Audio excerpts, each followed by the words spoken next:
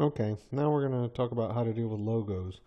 Now, one of the things that you want to look for in logos that you're trying to deal with is try to find them to be on as consistent a background as you possibly can. Let's look at this FIU logo. I'm just going to double click it here to open it up in the browser. And you see it's on a white background. So this one's very easy to deal with, okay? I'm going to hit the back button here. If you look at this Budweiser logo, it's a little bit different, and I'll explain why. If you double click it here, okay, it looks like it's on a pretty consistent background, but the fact that this is lighter than the rest of it here and this sort of highlighted does make it a little bit more difficult to select. We'll get into that, the different ways that you can approach doing something like that, but let's do the simple ones first. So let's go back here. And so let's just take this basic FIU logo. I'm just going to click on it, make sure it's the only one that's selected. I'm going to hit download. And like I've done before, I can open it with Photoshop, or I could just save the file to my hard drive here, make a folder, and save it so I know where it's going. But here I'm just going to open it up in Photoshop directly. Okay. Now I had been working with some timelines, so I'm going to come down here and uncheck the timeline to get rid of that. Okay. So again, the way we start out with is let's just click here and just use the keyboard shortcut, which is Command J, Control J on a PC just to make a copy of it. I'm going to turn off the visibility of the background because what we're going to do is we're going to use the magic wand tool over here, not the quick selection tool, the magic wand tool. Because the magic wand tool, the default, I had been working on something else, the default up here is 32. And that's like the sensitivity. But what we're going to do is just click here and let it select all of the white, okay? And then since there is some white inside the letters, but they're not closed off here. So notice that it's pretty much picked all of that. So all I have to do is just get rid of it to just hit delete on the keyboard. And now this checkerboard is showing that the cat and the FIU is on its own background, is transparent. So I'm just going to hit Control D to deselect. I can also go up here to select and deselect that way, but you see the keyboard shortcut is Control D, Command D on a Mac. Okay, so now I can export this as either a Photoshop file, which would include both layers. The background layer here, if I turn this off and it's completely transparent, turn the other one off, on. This is, the original. So I'm going to turn that off and turn this on, and you'll see that it's just the cat. But I just want to export just this, and PNG files contain transparency. So I'm just going to do a quick export. Quick export as a PNG. And you can just give this a name, FIU logo, transparent, PNG, and then save it to my folder, okay, on my hard drive. All right, so I want to cancel out of that. So that one's easy, okay. Now I'm going to go get another one just to show you what's going on. Okay, so let's go back over here, and we'll use the example of the Bud Light. Okay, so let's uncheck this one and check, let's uncheck this one and check this one. I'm clicking right on it, but it's not selecting it. There we go, oops. There we go, and download. Open with Photoshop. Alright, and now this is pretty simple too. Just going to get rid of it. Now again, Command J or Control J just to make a copy of it. Turn off the bottom one. Now this one does have some of the white that's inside the letters here. So I'm going to go ahead and select the white background, and you'll see it doesn't select everything that's outside here or in here or inside the letters. So I'm going to go here and I'm going to say select similar. And then we'll select the rest of the white, even inside the B, inside the D, all like that. Okay? Now with all of that selected, all I have to do again is just hit delete on the keyboard, and it's taken all of that out, then Control D or Command D to get rid of that. Okay, so now we have our Bud Light. Now the problem is here is that there was kind of white here inside these letters, which might make it stand out just a little bit more. One thing that we could do that will help it to stand out a bit is we could add a drop shadow onto there. We just take a quick look what that looks like. Let's go to layer, layer style, and then let's do a drop shadow. And let's make the shadow go down and to the right like the other one is. And the distance is set at 22. Well, let's just keep that out. Pump the opacity all the way up to 100. And let's bring the size down just a little bit so it's not quite so fuzzy. That would be if it was completely solid. So let's just fluff it out just a little bit. And maybe dial down the distance in half. So let's change 22 to 11. Okay, so this is, if I bring this over a little bit, you can see a little better. So I can turn the drop shadow off and on. You see it is a little more visible with the drop shadow. Okay. Now what I could also do is change the color of the drop shadow. The color is defaulting to black, but I can come over here and I should be able to change the color here. Just click here and just pick white. And now the shadow's white, which kind of gives it a little bit more of the look that it had before, the original look, with a little white edge shadow here. So that's how that would look. And again, we could just save this out as a PNG, just leave this one off, and come over here and File, Export. Oh, I got to close this box out first. And then File, Export, Quick Export as a PNG. And just, Bud Light transparent, save it to your hard drive. Okay, so that would be that. Now let's look at one that's a little more complicated. Okay, so we're going to download this one.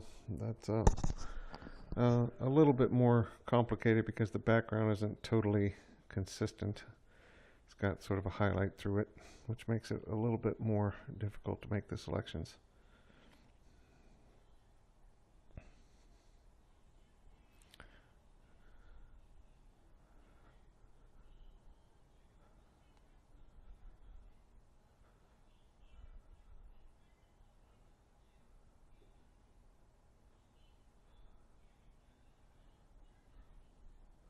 Now, if we go ahead and just try to, there's a couple problems with this one.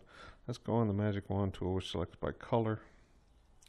If we try to pick the color here, the normal tolerance on the Magic Wand tool is at 32. So if you try to select this over here, notice it doesn't select, and it even selects inside here. Okay, so I'm going to deselect that. I'm going to select, deselect, or hit the keyboard shortcut, which is Control D on the PC or Command D on the Mac. Okay, now part of the reason it got selected inside here are these gaps between here. So let's fix that first. So what we're going to do is we're going to click on this top color swatch, and we're going to use the Magic Wand tool to just pick this exact color of white. And then we're going to zoom in. So I'm just going to hit Control plus a couple of times. And I'm going to go on the pencil tool. And the pencil tool, I'm just going to close these gaps. And the way I'm going to do that, and I'm going to click once on this side, and then hold down Shift so it makes a straight line and connect that. So it's just like this little 1 pixel line. Notice I've got it set to 1 pixel up here. Okay, then I'm going to hold down the space bar, which changes me to the hand, and I can just scroll over. Or I can just use the scroll bars on the computer. And come over here, I'm going to do the same thing here. I'm just going to click here and then hold down Shift and click, so that has a little join there, and then hold down the space bar again. And let's check this. Okay, that's good there. That's good all the way across here. Let's go up to here. And again, I'm going to click here in the white, hold down Shift, and draw a little straight line there. And I don't think I need one here. Let's take a look, hold down Shift, space bar. So I think all these are closed now. And I'm going to hit Control 0. Okay. Now what I'm going to do is I'm going to dial down the, I'm going to go back to the Magic Wand tool, and the tolerance is at 32. Notice if I pick up at 32, it kind of doesn't get everything here. Now I could just hold down shift, which changes this to a plus, and try to select the rest of that, and actually that works just fine. And you'll notice that it has not selected anything inside here because I closed those little gaps. Okay, so but let's take this one step further, because we're not going to use this big whole huge thing here. So let's deselect. That would be select, deselect, or Command D on the Mac, Control D on the PC. And let's crop this a little bit because we don't need all of this. So I'm going to get rid of the history here so we can see what we're doing, and just pull these little control points in tighter. Okay, and then pull this over. I don't have to crop the whole world here. And to bring this one up just a little. I don't have to get it right on the edge, but you know, just reduce the size of what we're actually working with here. And then hit enter, or you can hit the check or enter to lock that in. Now let's go back to the wand tool. And again, it probably won't select everything, but we could dial this up higher, but let's just click here. And it doesn't quite get everything, but let's hold down shift to add and click in here. And it does a pretty good job. So let's go ahead and hit delete. And, oh, forgot to change this to a background layer. So double click, say OK, and then delete. And that pretty much takes care of everything. Now let's do a Command D to deselect. Now the only thing I'm not in love with here is that there's sort of a little border of red on the white there. So let's undo. Let's go back to our history palette. So let's Window and History. And let's go back one step for the clear. Back to here, make layer. Okay. Now what we're going to do is we have selected everything. So let's select the inverse of this. So let's go up here to select inverse, which means it's selected the logo now. Now we're going to pinch it down a little bit, because even if we mask it, if we put a mask here, okay, it's still got that red border on it. So let's undo that, Command Z. Okay, and let's shrink this selection. Let's go to select, modify. We're going to contract it around the logo by 2 pixels and see if that's enough. So let's say OK. And let's put a mask again. Okay, that's almost got it. Let's do one more. So Command Z. Okay, and let's go up here to, let's go back to select inverse. And we'll do select, modify, contract, and we'll contract by 3 pixels. That should probably pretty much get it. So now when we do the mask, we shouldn't have any red border around it, and that's nice. Okay. Now, if we really want to do this whole deal, what we can do is actually put a little drop shadow on it to give it some depth.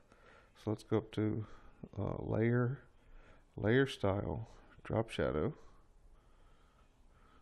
Okay, and we get this nice little drop shadow. Let's set the angle to 135.